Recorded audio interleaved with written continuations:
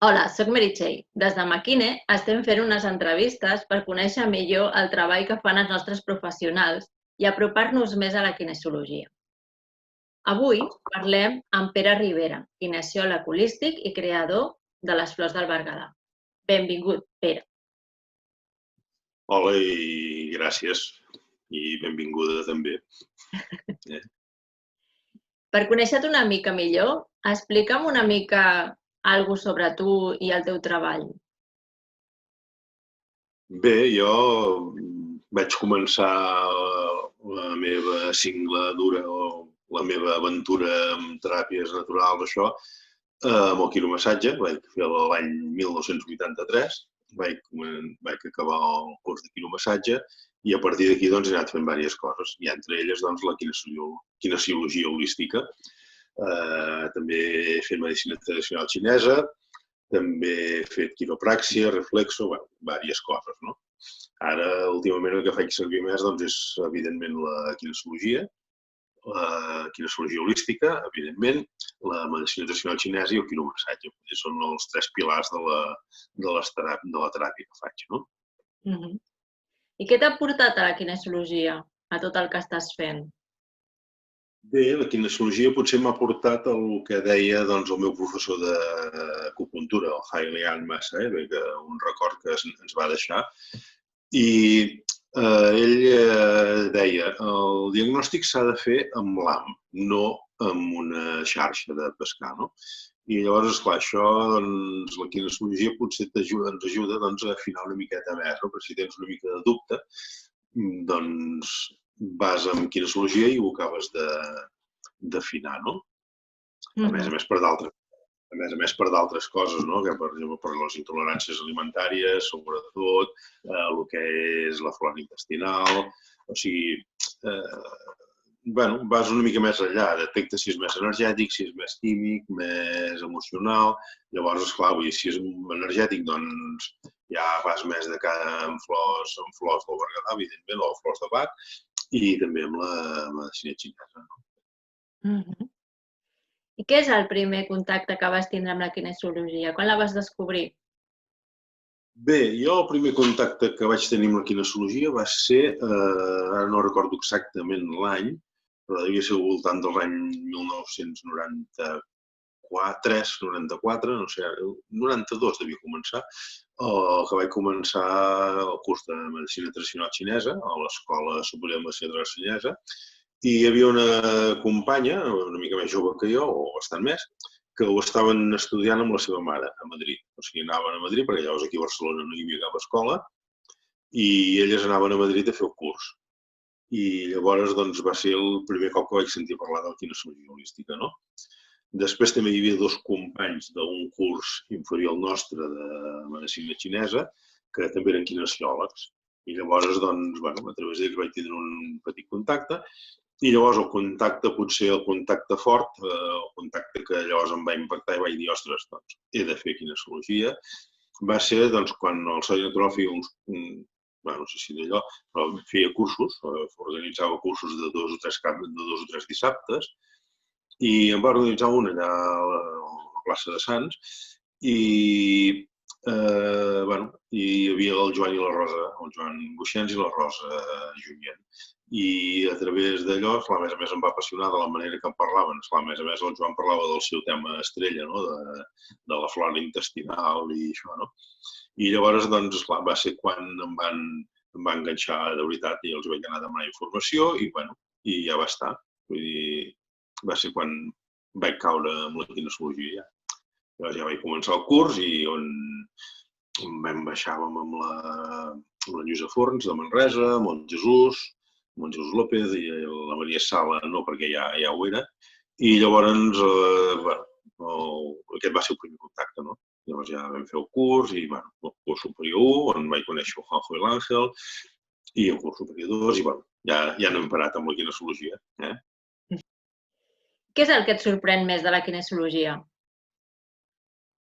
El que em sorprèn més, la senzillesa del mètode, no? O sigui, senzillesa entre cometes. Ja sabem que si vas aprofundint es va liant la cosa, no? Però en principi la senzillesa del mètode, llavors, clar, has d'afinar més bé, no? Però la senzillesa, perdó, ara em liava, que és fàcil, no? En principi és fàcil, llavors ja vas donant compte que no és tan fàcil, que hi ha moltes més coses i que si entres per un costat a vegades et pot sorprendre el que et surt també, no? Si tinguessis que acabar una frase soc especialista en o soc expert en, com seria aquesta frase? Bueno, jo diria soc expert en kinesiologia, en teràpia floral i medicina xinesa. Seria, perquè ja dic, són els 3 pilars que faig servir ara últimament. Ets el creador de Flors de Berguedà. Què et va inspirar a buscar les flors del Berguedà? Bé, això, vull dir, ja quan vaig fer el curs de flors de Bach, que devia ser més o menys, ara no recordo exacte, em sembla que era el 94, 93-94, va ser quan em vaig, doncs, ja em va agafar, no? Vull dir, la teràpia floral em va enganxar també, no? Perquè dius, ostres, un remei tan senzill i que funcioni, dius, ostres, i llavors, al cap de, no sé, 97, 98, 99, vull dir, vaig començar a dir, ostres, hauries de fer alguna cosa. No sé, hauries de fer una teràpia floral amb flors d'aquí de la comarca, d'aquí del Berguedà, a proximitat, evidentment. Però allò que em costava i buscava companys, vaig tenir company, més que tot, per legalitzar el producte, quan no ho havies fet. I llavors vaig tindre contactes amb un noi que és farmacèutic d'aquí a Porreig, però llavors, doncs, la cosa no va anar bé. Sí, ho hem de fer, però no hi havia manera de començar, no? I llavors, doncs, l'any 2012 vaig començar a fer les primeres flors, les 6 primeres. Les primeres flors van ser 6, l'any 2012, com he dit, que van ser l'ametller, el romaní, l'argelaga, el gallaret o el rosella o amapola en castellà, el sanguinyol i la farigola. Aquestes van ser les 6 primeres, no? La primera, l'ametller, o sigui, aquí no estan posades per ordre alfabètic, ho heu vist. L'ametller sí, perquè és l'única que comença mà, però és que és la primera que vaig fer, no? I no hagués pensat mai fer ametller. O sigui, jo tenia molt clar que romaní, farigola, flor de saüc, gallaret, sabia que aquestes, tenia molt clar que aquestes les havia de fer, no? Les altres han anat venint sobre la marxa, no? I l'ametller, vull dir, un dia passejava amb el gos, aquí a Porreig tenim un tros que hi ha uns ametllers magnífics, que són maquíssims, i esclar, quan estan tots florits és un goig, i passejant amb el gos allà vaig sentir com toc, toc, qui et toca l'esquena? No hi havia ningú, no? Vull dir, no era ben bé que em toquessin l'esquena, però dius, ostres. I llavors, doncs, vaig girar-me i vaig veure l'ametller allà, i dius, ostres, l'ametller, esclar, has de fer flor d'ametller. I l'endemà al dematí ja vaig anar a fer la flor d'ametller, no? Llavors, ja, com fer-ho, com no fer-ho, com guardar-ho, Però, bueno, això va ser una feina de meditació, d'introversió, de mirar a veure el Bach com ho feia, i això, no? I llavors, doncs, bueno, va ser la primera. I llavors ja vaig entendre per què l'ametller, doncs, era la primera que havia de fer, no? Perquè és la flor de tornar a la il·lusió. Quan has perdut la il·lusió o no tens il·lusió, doncs et torna la il·lusió. Com saps o com connectes que l'ametller és per la pèrdua d'il·lusió? Molt mòbil. Bé, això llavors jo vaig fer primer les faig, o sigui, ara explico el procés. Primer faig les flors, vull dir, al dematí em llevo, medito una miqueta, demano permís a la natura, quan arribo al lloc demano permís a les plantes, a veure si es pot collir o no. I llavors, doncs, les faig, les poso al sol, totes són per solarització, que el Bach també tenia unes per ebullició. Les meves són totes de moment, vull dir, no, de flor i solarització. Les deixo unes hores al sol i després les deixo. Les colo, les barrejava amb conyac, ara ja estan conservades amb alcohol vegetal, gràcies al Domènec de Bellsolà, que me'ls envasa ell. I llavors, doncs, les colo i les deixo reposar. I llavors un dia dic, ostres, avui toca. I vaig a baix, agafo i la provo. I llavors, doncs, canalitzo, com si diguéssim, no? Canalitzo i em ve el per què serveix la flor. Potser és una miqueta extravagant, però és així, no? Bueno, a veure, no crec que sigui molt diferent a com ho feia Bach. Ja. He vist últimament que estàs fent un preparat per tota aquesta època que hem passat últimament del Covid. Sí. Ens podries explicar una mica en què ens pot ajudar aquest preparat de flors del Berguedà? Vale, aquest preparat és una mica una barreja de 4 flors, que ara no... Ja, la memòria la tinc fatal últimament, això deu fer l'edat. No, és un preparat que és per la situació actual, no? Per exemple, per les pors, la gent té molta por, té molta por, és per l'ansietat, per l'angoixa, també, i també doncs, una miqueta per centrar-nos en la part positiva i no ser tan negatius. I, bueno, és un preparat així que es diu preparat especial, ho vaig posar, no? No posar, com que tothom posa aquesta paraula del bitxoquet, que no vull dir, que és molt negatiu. A més, el nom es veu que l'han estudiat perquè sigui molt, que entri molt i que sigui negatiu, no? També diuen. I llavors, doncs, bueno, el bitxoquet doncs, ens fa això, no? Ens dona angoixa, por, ansietat, por, sobretot negativitat, perquè tot el dia tot és negatiu. Llavors, doncs, és un preparat doncs, per això, no? Perquè la gent pugui doncs, sortir una miqueta d'aquí. Quina diferència seria aquest preparat amb el rescate, per exemple? Vale, el rescate també és un moment puntual. O sigui, és un moment puntual, però esclar, això no ha sigut un moment puntual, són molts dies seguits.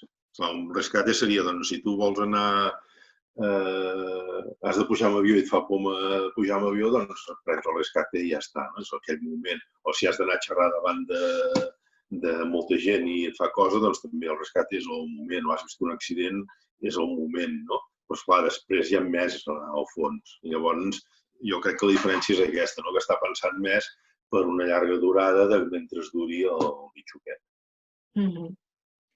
Em sembla molt interessant el de les flors del Berguedà, no? Perquè ens connecta amb les nostres plantes, no? Les plantes més pròximes d'on vivim, no?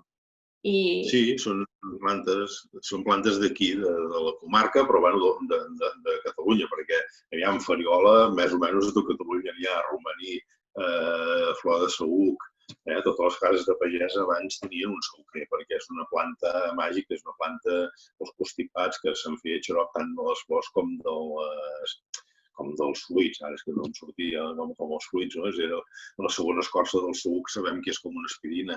Llavors és una planta que hi ha tot Catalunya, amb la majoria de cases de pagès hi havia el saüquer, cases abandonades, hi ha saüquers. Saüquers, cirerers i ametllers, és el que hi havia per aquí, per almenys aquí a la Catalunya central, cap casa de pagès hi faltaven aquests tres arbres, no? I llavors, doncs, és això, no? Són plantes de proximitat i, bueno, són nostres, que aquí també tenim xicòria, no? L'altre dia vaig penjar una foto de xicòria, de xicorí, hi ha la madre selva, que és el honeysuckle, em sembla, que també n'hi ha molta aquí porreig d'aquestes, també, però esclar, aquestes ja les té el Bach, doncs no cal, vull dir, ja les té ell, ja si em fan falta ja l'agafo, ja vaig a les seves, no? També, si convé. Sí, jo fa anys vaig sentir un ramaller que parlava de les plantes i deia que si en el teu jardí sortien moltes dents de lleó, segurament tenia que veure amb com estava el teu fetge, no? I llavors a mi aquestes flors de Berguedà em connecten també amb la necessitat de nosaltres com a terreny, en el terreny on el que vivim, que també s'expressa en la part emocional, la part energètica, que segurament tenen que veure molt amb com estem nosaltres, no? Com els fruits de la terra ens ressonen, no? I ens poden ajudar a equilibrar. Sí, a més això que dius, són d'aquí, que no vol dir que les altres vagin malament ni molt menys, vull dir que les estic molt, també, perquè clar, va ser el meu primer contacte i quasi únic, bueno, no sé si tu hi eres quan va venir la Mini Hein i a CAI, no hi eres tu encara a CAI, em sembla, No, Mini Hein, bueno, té les flors de Perú, i és una alemana i això. I ella, vull dir, va ser una persona que em va agradar molt perquè va ser molt sincera, no? Perquè ella va dir que molta gent, ostres, les teves flors, però clar, ella en tenia 60 i pico, em sembla. Però no eren tan sols flors, eren pedres de l'alta planícia de Nazca, hi havia una que la va posar amb un ídol Inca, perdó, que allà baix hi ha els inques, hi havia els inques. Doncs, la va posar en una espècie d'estàtua que estava al costat d'una carretera i passaven molts camions, no? És una anècdota que em va quedar. I aquella estàtua es va que sempre es tremolava quan passaven camions. I en el moment que va posar el bol d'aigua perquè agafés l'energia de l'estàtua, no va tremolar en cap moment fins que no va treure el bol. I els camions passaven igual, no? Una altra anècdota és que se'n va anar cap a la selva de no sé on a buscar una flor en concret i no la va trobar, o sigui, no estava florida això. I quan estava a Lima, a la seva consulta, l'enfermera entra i diu que un senyor m'ha portat això, i li va portar les flors que havia anat a buscar allà.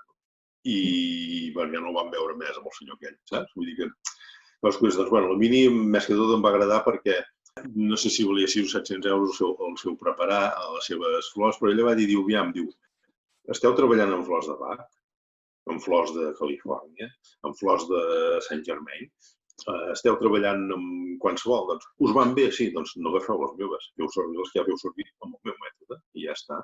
Vull dir, per això em va agradar molt perquè dius, si tu ja tens una cosa que et va bé, a vegades no cal anar a buscar. A vegades busquem i no trobem, no? És com aquell, ara volia explicar una anècdota, però no, és com aquell dels dimonis que buscaven com prendre la felicitat als humans i no sabien com fer-ho, no? I que si l'amagarem en una muntanya, que els homes són molt valents, intrèpids i exploradors i la trobaran. Al fons del mar, és igual, són molt llestos, agafaran una màquina i podran anar al fons del mar i la trobaran. I llavors un que estava molt callat va dir, ja ho tinc. Diu, l'amagarem a dins seu. Estaran tan ocupats buscant-la fora que no la trobaran. I això, doncs, una mica a vegades és això, busquem moltes coses a fora i a vegades les tenim a casa. Sí, totalment. I a vegades tant buscar, et perds tant buscant que no aprofites el que tens aquí més a prop. Sí, va durar un moment que jo, una persona m'agradava molt fer cursos, no? Jo tant, m'agrada, he parat una miqueta, no? Però m'agrada, però fer cursos d'això i al final vaig arribar a la conclusió que amb el que tenia jo ja en tenia prou. Jo no he fet homeopatia, però hi ha homeòpates molt bons.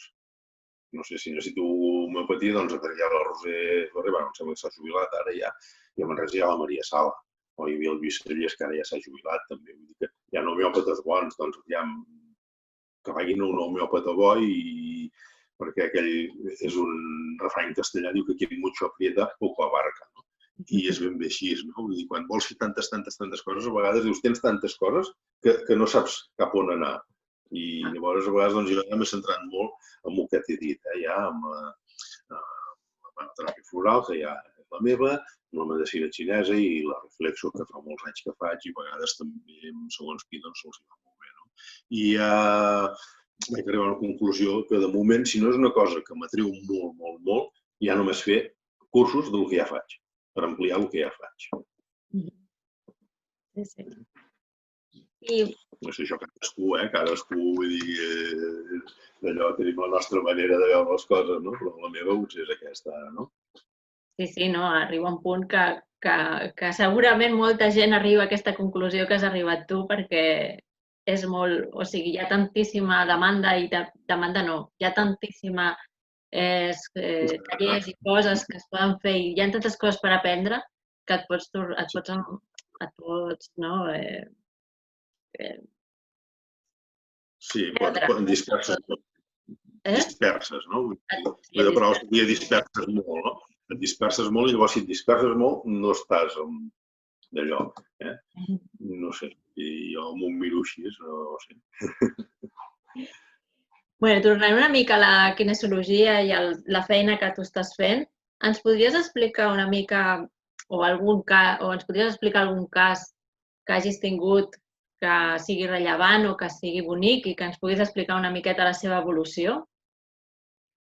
Bé, un cas un cas que era una persona que tenia problemes de pell, jo ho havia tingut, per tant, ni sabia el que era també, no? I una persona que tenia problemes de pell, no tenia un eczema, però de tant en tant li sortien bullofetes, li marxaven, picors, i va venir que no sabia què fer. I, esclar, i què vam mirar? L'estrella, no? El budell, no? El nostre amic segon cervell, el budell, i esclar, estava plena de càndides i d'oxiurs, em sembla. No, sí. Àscaris, perdó, àscaris i càndides. I, esclar, vull dir, va fer un canvi brutal, però, esclar, és allò que dèiem, buscar matabitxos, repoblar flora intestinal, com ja sabem, repoblar la mucosa, amb el zinc, per exemple, i llavors, doncs, alimentació també, es van mirar les intoleràncies alimentàries i ho va fer perfecte i, escolta, tu, tan sols en 15 dies va fer un canvi bestial. Va fer un canvi molt bèstia i, de moment, segueix amb algunes intoleràncies que si un dia se les pren, doncs ja sap que l'endemà tindrà. Però bé, és el que hi ha. Aquest és un dels casos més macos. I un altre que tenia molt mal d'esquena, per exemple, tenia un mal d'esquena i havíem fet massatges, feia anys que venia per massatge, això, però no, anava repetint i llavors, al haver fet la quine, dic, ostres, vine, que farem el test a veure què tot pot fer aquest mal d'esquena, no? A veure si... I em va sortir que era emocional, no? Llavors vam fer va sortir el filtre de trauma psíquic i, esclar, va sortir de tot allà, no? Llavors, a partir d'allò, amb les flors, mai més mal d'esquena. Bé, ha tingut mal d'esquena, si ha vingut amb una estrabada o això, però aquell mal que tenia repetitiu, constant, que de cada X temps, no sé, ara no recordo exacte perquè fa molt de temps, això era el començament que feia quine, però que tenia repetitiu el dolor aquest d'esquena, doncs... Però tenia un cicle, no? Tenia un cicle com si fos una menstruació, però amb mal d'esquena, no? Vull dir, tenia un cicle de...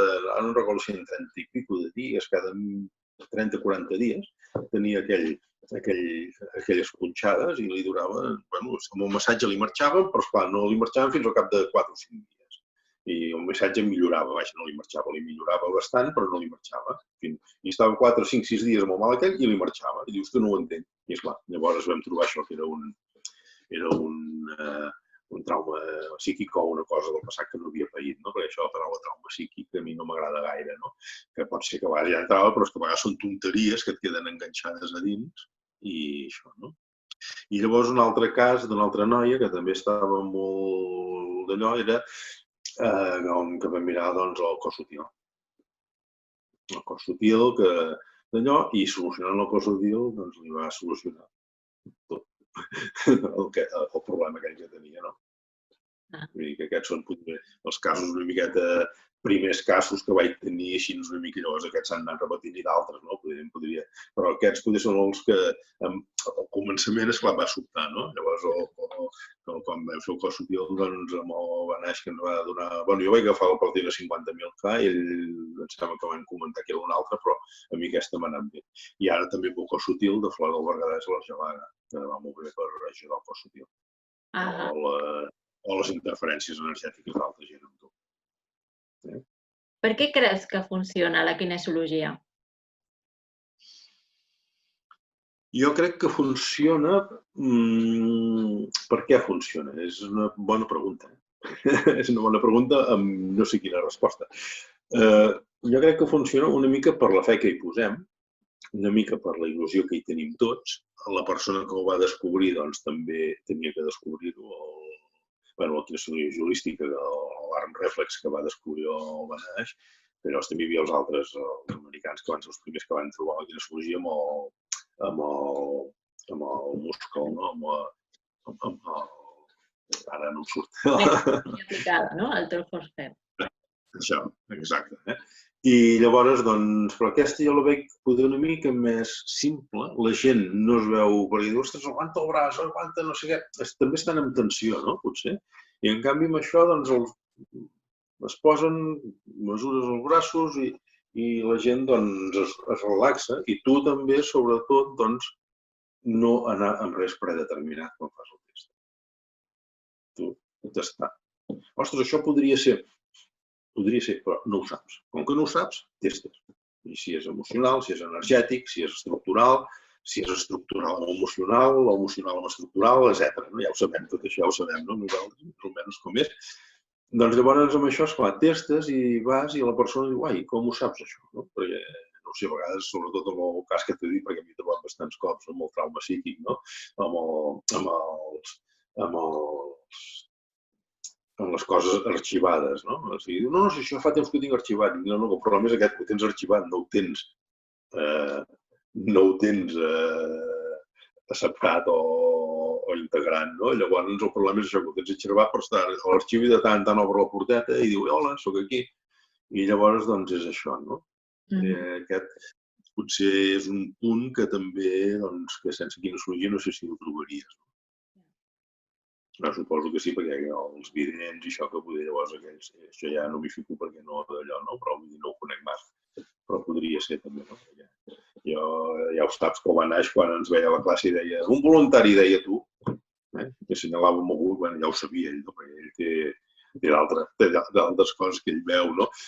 I llavors és això, no? O el cas de la Cati Mari, no sé si la coneixes, n'has sentit a parlar, la Cati Mari d'Eivissa, és una xamana, és molt, molt bona. Vam tindre la sort de tindre-la a Berga a fer un curs, un seminari d'un cap de setmana, i si no hi ha res de nou, o si la cosa no hi ha Covid i això, al març de l'any que ve tornarem a tindre-la a Berga. I ella no diu res, però ho sap tot. Són maneres diferents, no? Però ja dic, amb la kinesiologia és això, no? Vull dir que pots veure coses que d'altres teràpies potser no podries veure.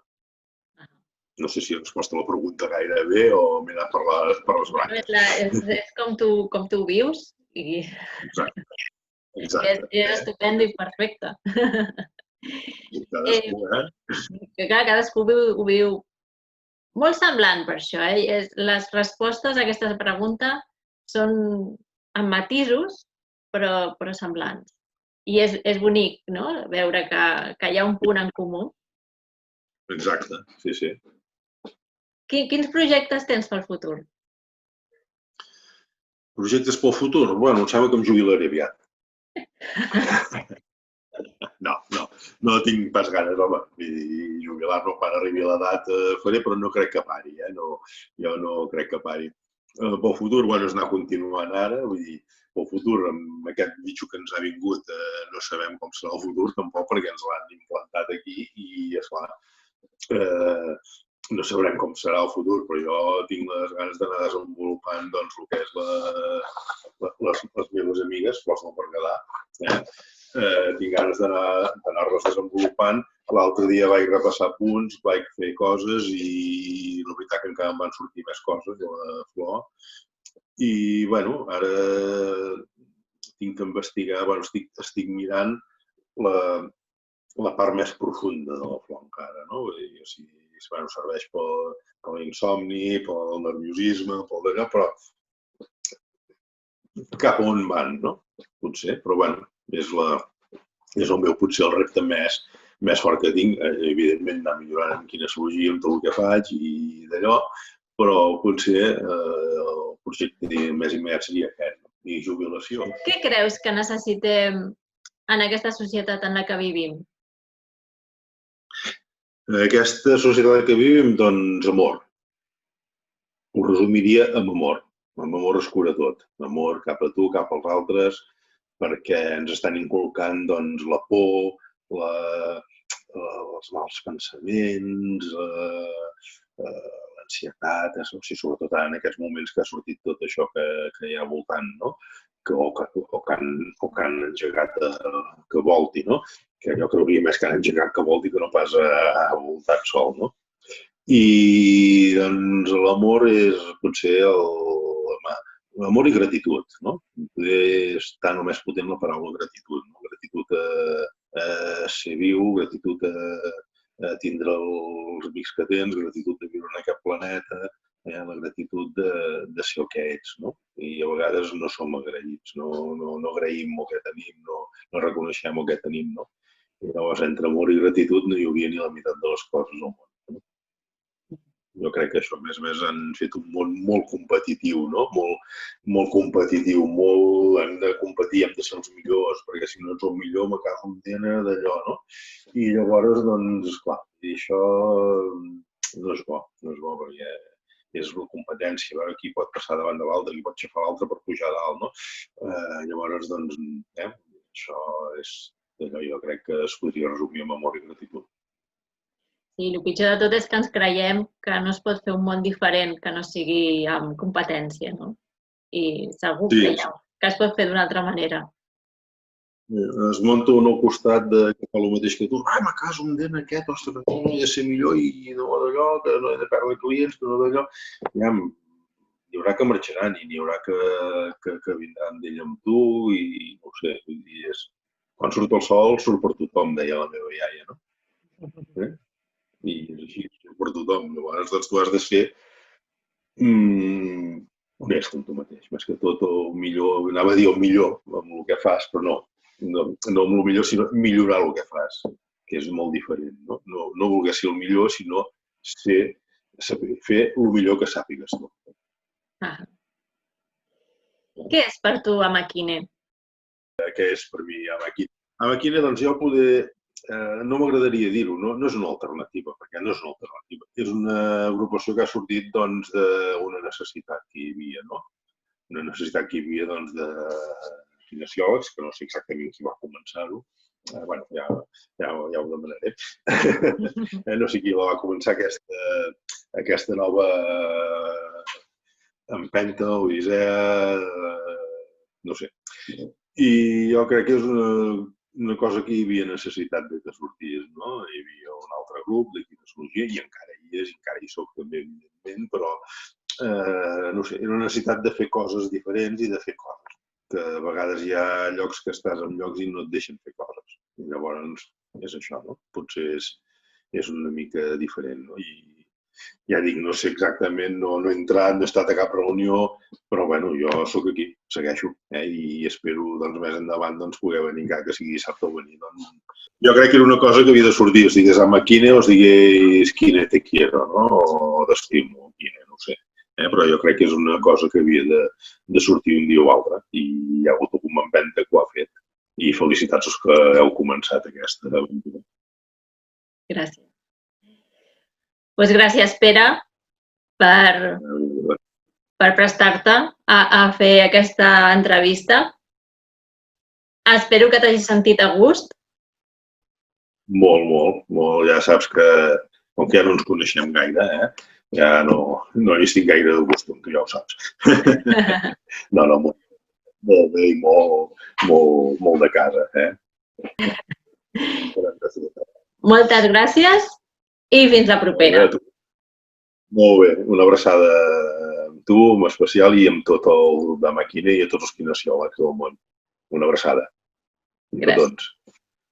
A tots.